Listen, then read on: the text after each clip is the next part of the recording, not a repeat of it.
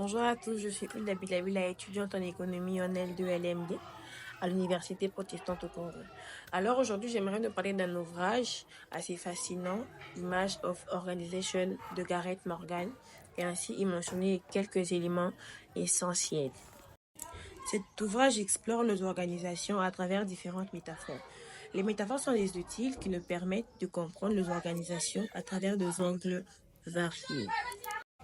La première métaphore dont parle Morgan, c'est celle de la machine, où il compare les organisations à un système mécanique, et cela nous pousse à comprendre que chaque partie a un rôle spécifique.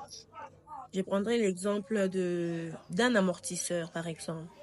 Cela souligne l'importance de l'efficacité d'une structure bien définie pour atteindre des objectifs précis. Raison pour laquelle j'ai parlé de l'amortisseur. Ensuite, je nous parle de la métaphore de l'organisme. Ici, les organisations sont perçues comme des êtres vivants qui doivent s'adapter à leur environnement. Cette image met en avant la flexibilité et la capacité d'évolution essentielle pour survivre dans un monde en constante mutation. Ensuite, il y a la métaphore du cerveau.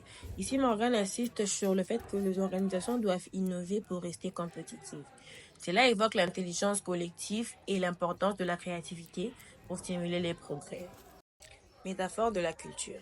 Selon Morgan, les valeurs et les croyances influencent le comportement des membres d'une organisation. Il nous pousse à comprendre que une forte culture peut booster la performance et l'engagement, créant ainsi un environnement propice à la réussite. La cinquième métaphore est celle du système politique. Morgan insiste qu'il est important de comprendre le dynamique et les conflits au sein des organisations. Ces événements sont inévitables, alors il est important de gérer avec grand soin pour maintenir un équilibre au sein des organisations. Enfin, il y a la prison. Certaines structures organisationnelles deviennent restrictives, étouffant enfin l'innovation et la créativité. Il est important d'être conscient de ces pièges et favoriser un environnement où chacun peut s'épanouir.